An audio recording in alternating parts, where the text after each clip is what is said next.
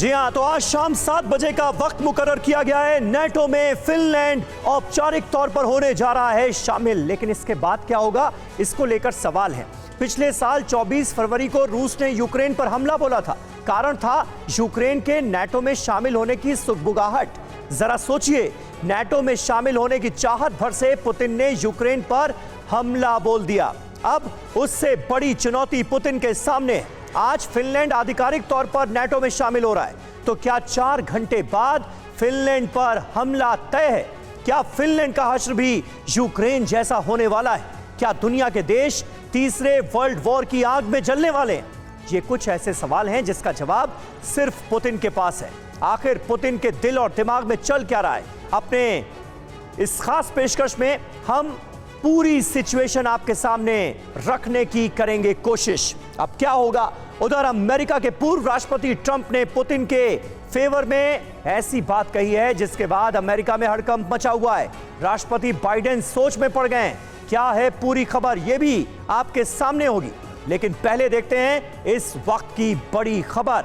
और अब से बस सिर्फ 4 घंटे बाद नेटो में शामिल होने जा रहा है फिनलैंड। नेटो हेडक्वार्टर ब्रसेल्स में होगा सदस्यता समारोह। आधिकारिक रूप से नेटो में शामिल होगा फिनलैंड। जी हां, जो ब्रसेल्स में नेटो हेडक्वार्टर है, वहां शाम 7 बजे फिनलैंड का झंडा, उनका राष्ट्रीय झंडा लहरा दिया जाएगा। यानी औपचारिक ऐलान हो जाएगा पूरी दुनिया के सामने कि अब फिनलैंड नेटो का मेंबर बन चुका है, सदस्य देश बन चुका है।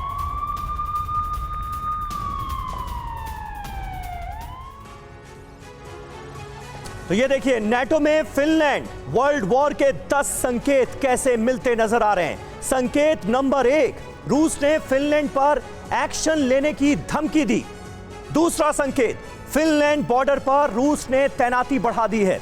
टेंशन बढ़ती नजर आ रही है। संकेत नंबर 3, पुतिन ने कोला न्यूक्लियर बेस को अलर्ट कर दिया है। संकेत नंबर 4, कोला न्यूक्लियर बेस पर विनाशक वेपन तैनात कर दिए गए हैं। ये देखिए, इसके अलावा 5वां संकेत क्या है? रूस में फिनलैंड पर हमला और कब्जा करने की मांग नजर आ रही है। संकेत नंबर 6, फिनलैंड का नेटो में शामिल होना विनाशक साबित होगा। ये दावे कहां किए जा रहे हैं? रूसी मीडिया में ऐसे दावे हो रहे हैं। और ये रहा संकेत नंबर 7, नेटो ने यूक्रेन को भी सदस्य बनाने की कसम ले ली है। संकेत नंबर 8, समंदर से पश्चिमी देशों की घेराबंदी की तैयारी में है रशिया।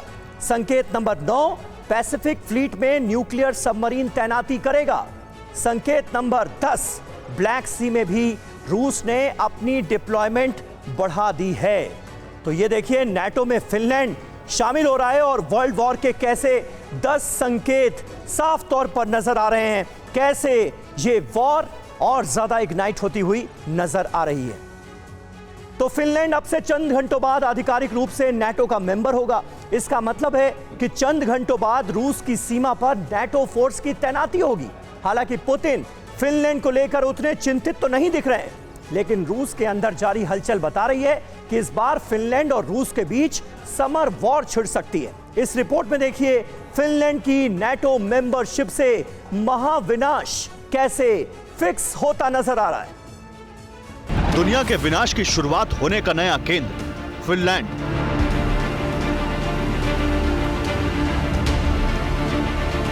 रूस से अदावत का एक सदी से भी पुराना इतिहास वाला वो देश जिसने कभी रूस के सामने घुटने नहीं टेके।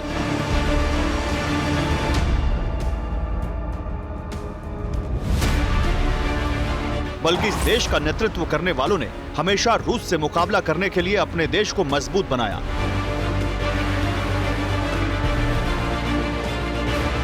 प्रधानमंत्री सना मारिन ने भी नेटो की सदस्यता का रास्ता तय करके रूस के खिलाफ ऐसी ही मजबूती दिखाई।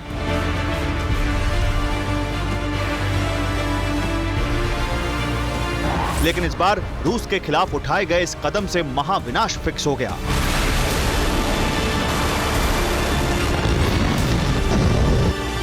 और इसका सबूत है फिनलैंड को केंद्र मानकर रूस की तरफ से शुरू हुई न्यूक्लियर जंग की तैयारी।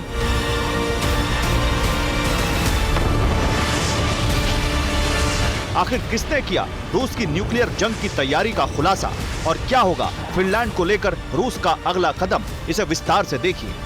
नेटो देशों के विरुद्ध तय हुआ न्यूक्लियर युद्ध, रूस का वॉर प्लान जारी, विंटर वॉर से बड़ी तैयारी।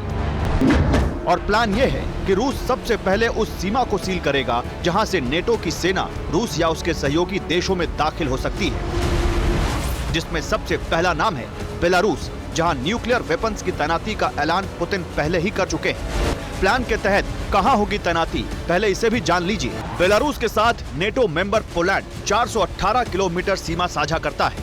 वहीं यूक्रेन के साथ बेलारूस की यह सीमा 1000 किलोमीटर है, जबकि लिथुआनिया से लगी सीमा 678 किलोमीटर और लातविया की सीमा 172 किलोमीटर है। इन सीमाओं को न्यूक्लियर मिसाइल से पहले सील किया जाएगा। इसके बाद रूस कैलिनिनग्राद के बेस को नेटो के खिलाफ एक्शन के लिए ऑपरेशनल रखेगा और इस योजना के तहत अगले कदम के लिए आगे बढ़ेगा। और ये कोई आकलन नहीं है, बल्कि रूस की तरफ से जारी हुए प्लान का एक हिस्सा है, जिसे बेलारूस में रूस के राजदूत ने सार्वजनिक किया है। रूसी राजदूत बोरिस ग्रिजलोव के मुताबिक 1 जुलाई तक व्लादिमीर पुतिन के ऐलान के अनुसार ही बेलारूस में न्यूक्लियर हथियारों के भंडारण की सुविधा तैयार होगी, जिन्हें पश्चिमी सीमा पर लाया जाएगा ताकि सुरक्षा सुनिश्चित हो। इन शब्दों के दूसरे मायने ये हैं कि रूस नेटो की सीमा के पास न्यूक्लियर हथियारों को तैनात करेगा, जिसमें फिलहाल बेलारूस पहली प्राथमिकता है। लेकिन ऐसा सिर्फ सहयोगी होने के नाते होगा, क्योंकि रूस खुद की सुरक्षा के लिए और बड़ा कदम उठाएगा। सवाल ये है कि रूस के लिए सबसे बड़ा खतरा किस सीमा पर खड़ा हो रहा है? क्या यूक्रेन की सीमा पर ही खतरा ज्यादा बड़ा है या फिर ये खतरा अब डाइवर्ट हो चुका है? इसका जवाब रूस के न्यूक्लियर तैनाती के प्रोग्राम से मिलता है और जवाब ये है कि रूस के लिए सबसे बड़ा खतरनाक सीमा अब पारंपरिक दुश्मन फिनलैंड की है। यही कारण है कि रूस का फोकस भी अब फिनलैंड पर ज्यादा है।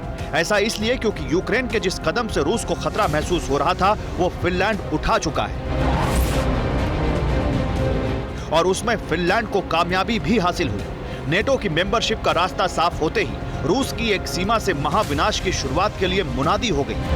रूस से फिनलैंड 1340 किलोमीटर सीमा साझा करता है और अब इस सीमा पर एक तरफ न्यूक्लियर हथियार तैनात होंगे तो दूसरी तरफ नेटो की सेना रूस के खिलाफ खड़ी दिखेगी। यानी रूस जो नहीं चाहता था वो हो गया।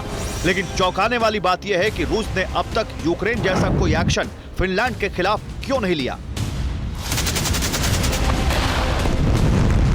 और अब एक बार फिर वॉर जोन का रुख करते हैं। फिनलैंड को लेकर रूस का रुख आक्रामक होता नजर आ रहा है। 6 नेटो देशों के खिलाफ पुतिन का बड़ा एक्शन हुआ है।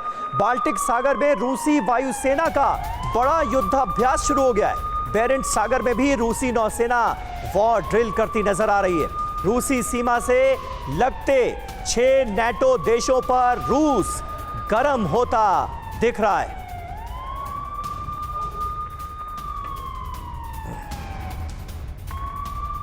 तो देखिए, एक के बाद एक रूस को झटका देने वाली खबर सामने आ रही है और यही वजह है कि रूस की तरफ से जंगी तैयारियों में किया गया है इजाफा। अब तक नेटो के 30 देश मिलकर सामना कर रहे थे रूस का और कहीं ना कहीं नेटो भारी पड़ता हुआ जंग में अब नजर आ रहा है। एक बड़ा सेटबैक रूस के लिए यह भी कि फिनलैंड भी अब नेटो का हिस्सा होगा। आज शाम 7 बजे इसे औपचारिक तौर पर शामिल करा लिया जाएगा नेटो में। रूस और नेटो की तनातनी बढ़ाने वाली यह खबर है। वहीं नेटो चीफ ने कहा है कि स्वीडन को भी हम अकेला नहीं छोड़ेंगे। बहुत जल्द स्वीडन भी नेटो सदस्य बनेगा। स्वीडन भी हमारे सभी साथियों जैसा अहम है, ये कह रहे हैं नेटो चीफ। विश्व युद्ध के मोर्चे पर रूस अगर अमेरिका के आगे है तो उसका कारण सिर्फ न्यूक्लियर वेपन्स मेकिंग में रूस का सबसे आगे निकलना नहीं, बल्कि रूस के हाइपरसोनिक स्पीड वाले हथियार भी। यही वजह है कि अमेरिका अब भी रूस के साथ सीधे टकराने से परहेज करता है। हालांकि अमेरिका ने भी हर कीमत पर रूस को पछाड़ने के लिए हाइपरसोनिक हथियार हासिल करने का अभियान शुरू किया, लेकिन अफसोस कि अब तक उसे कामयाबी नहीं मिली और इस नाकामी के दौर में प्रेसिडेंट बाइडेन को एक और झटका लगा है। झटका हाइपरसोनिक स्पीड वाले हथियारों के टेस्ट में नाकामी का नहीं है, बल्कि झटका यह है कि अमेरिका ने अपना हाइपरसोनिक प्रोग्राम ही बंद कर दिया है।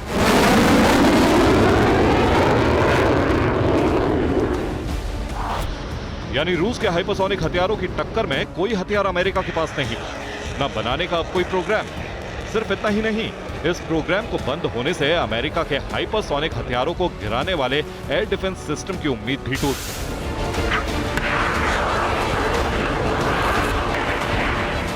आखिर क्या है वो कारण जिसने बारूदी हालात में भी अमेरिका के ड्रीम प्रोजेक्ट पर ताला लगा दिया? क्या अमेरिका तकनीक के मामले में रूस से पिछड़ गया? क्या अमेरिका ने रूस की ताकत के सामने घुटने टेक दी? क्या अमेरिका बार बार मिल रही नाकामी से डर गया? हाइपरसोनिक ड्रीम के टूटने के बाद इन सवालों का उठना लाजमी है, क्योंकि ये वो वक्त है जब रूस ने अमेरिका के खिलाफ अपने अलायंस में अमेरिका के दुश्मन और हाइपरसोनिक ताकत वाले चीन को शामिल कर लिया है। तो क्या मान लिया जाए कि अमेरिका अब दूसरे हथियारों पर फोकस कर रहा है, या फिर अमेरिका ने अब न्यूक्लियर वेपन्स के इस्तेमाल का वक्त करीब आते हुए महसूस कर लिया है? इन सवालों का पुख्ता जवाब व्हाइट हाउस के पास है, लेकिन जो सार्वजनिक है वो स्थिति समझने के लिए काफी है। अमेरिका ने AGM-183A ARRW मिसाइल खरीदने का फैसला लिया था।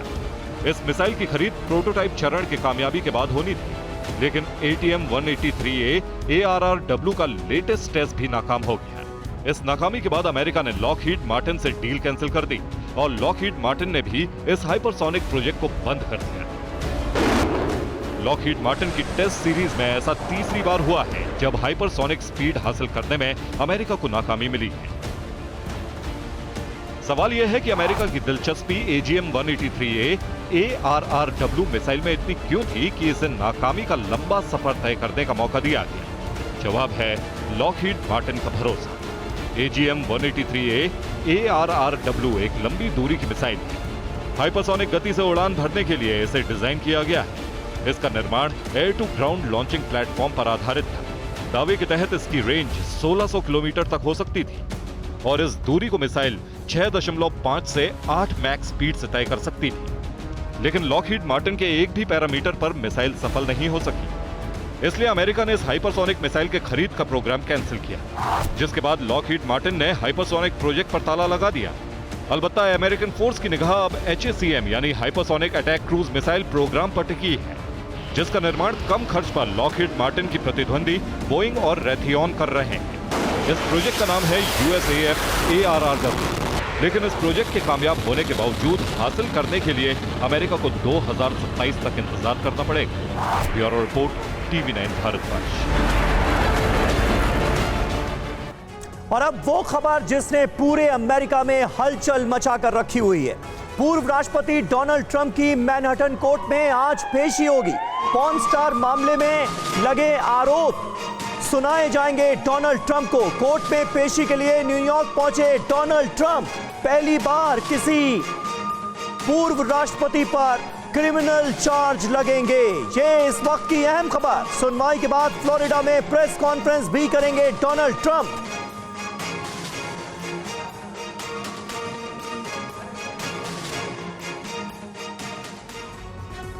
तो मैनहट्टन कोर्ट में ट्रंप की पेशी है, उन पर आरोप तय होंगे। सवाल यह है कि ट्रंप का अब क्या होगा? क्या वो सरेंडर करेंगे या फिर उन्हें कर लिया जाएगा गिरफ्तार? लेकिन उससे पहले न्यूयॉर्क की सड़कों पर ट्रंप के सपोर्टर जुटने शुरू हो गए। डोनाल्ड ट्रंप के समर्थकों को रोकने के लिए भारी सुरक्षा व्यवस्था का इंतजाम करना पड़ा है। आशंका जताई जा रही है कि कहीं एक बार फिर कैपिटल हिल्स वाली घटना ना हो जाए, जैसा 6 जनवरी 2006 को ट्रंप के समर्थकों ने किया था। कैपिटल हिल्स पर धावा बोल दिया गया था और पूरे अमेरिका को उन तस्वीरों ने शर्मसार करके रख दिया था। कहीं वैसी स्थिति ना दोबारा पैदा हो जाए, इसके चलते सुरक्षा के तगड़े बंदोबस्त इस वक्त किए गए हैं। तो ये अहम तस्वीरें आपको दिखा रहे हैं। डोनाल्ड ट्रंप की पेशी से जुड़ी पॉर्न स्टार मामले में सुनवाई हो रही है। ट्रंप का क्या होगा, ये बड़ा सवाल है। क्या वाकई हथकड़ियां लगने जा रही हैं डोनाल्ड ट्रंप को? क्या वो गिरफ्तार हो सकते हैं? ये बड़ा सवाल है। यही वजह है कि समर्थकों की भारी भीड़ इस वक्त नजर आ रही है मैनहट्टन में। और मैनहट्टन कोर्ट में पेशी से पहले ट्रंप का बयान, मैं कोर्ट रूम में मौजूद रहूंगा, यह कहा है डोनाल्ड ट्रंप ने। अमेरिका को कभी ऐसा नहीं होना चाहिए था, ये कह रहे हैं डोनाल्ड ट्रंप। यानी अपने पक्ष में माहौल बनाने की कोशिश डोनाल्ड ट्रंप की तरफ से।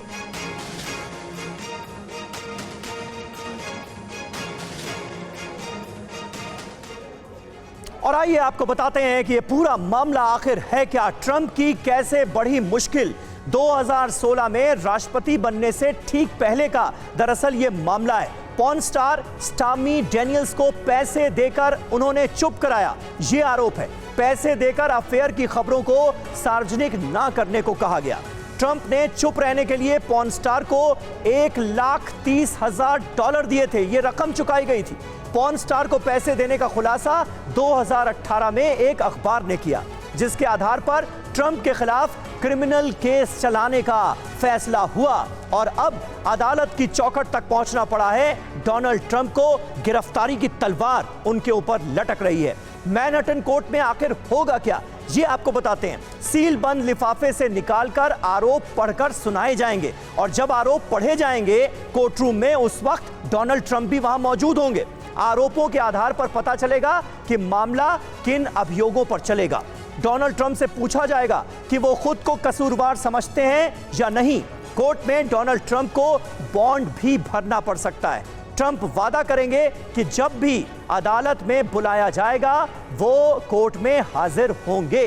तो ये सब कुछ होने वाला है आज। यही वजह है कि अमेरिका में हलचल बहुत बढ़ गई है। डोनाल्ड ट्रंप के समर्थक सड़कों पर उतर आए हैं और इसलिए सुरक्षा व्यवस्था के भी चाक चौबंद इंतजाम किए गए हैं। कोर्ट रूम से एक एक डिटेल TV9 भारतवर्ष पर आगे भी हम आपको देते रहेंगे।